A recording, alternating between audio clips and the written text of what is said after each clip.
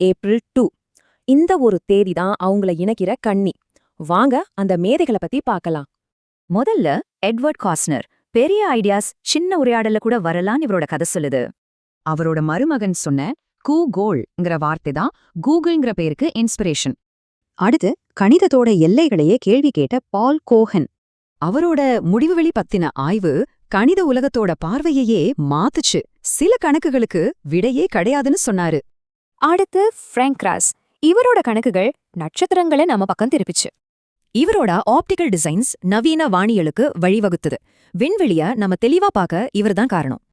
அடுத்த மேதை Thomas room. இவரோட வேலை அமைதியா இருந்தாலும் அதோட இம்பாக்ட் ரொம்ப பெருசு. பாருங்க, கணக்குங்கிறது வெறும் நம்பர்ஸ் இல்ல, அது போர்க்களத்துல உயிரை காப்பாத்துற ஒரு ஆயுதம். இப்போ ஐரோப்பா பக்கம் போனா அனடோலி கோல்ட்பர்க் பார்க்கலாம். இவர் ரொம்ப காம்ப்ளெக்ஸ் கணக்குகள்ல எக்ஸ்பர்ட். பிசிக்ஸ்ல இருந்து இன்ஜினியரிங் வரை இவரோட ரிசர்ச் ரொம்பவே அடிப்படை. ஒரு ஆச்சரியமான கணித மேதை சார்லஸ் டெரோட். இவர் ஒரு பிஷப், ஆனா புது ஐடியாக்கள்ல ஒரு முன்னோடி. கணக்குங்கிறது டென்ஷன்ல இருந்து ஒரு எஸ்கேப்னு சொல்லியிருக்காரு. அது கணக்கோட இன்னொரு பக்கத்தை காட்டுது.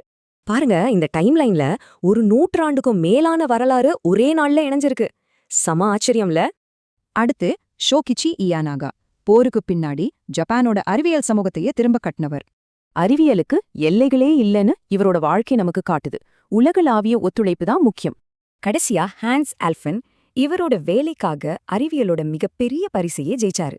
பிளாஸ்மா பத்தின இவரோட கண்டுபிடிப்புகள் பிரபஞ்ச ரகசியங்களை புரிய வைக்குது. நம்ம பிரபஞ்சம் 99% பிளாஸ்மா தான்.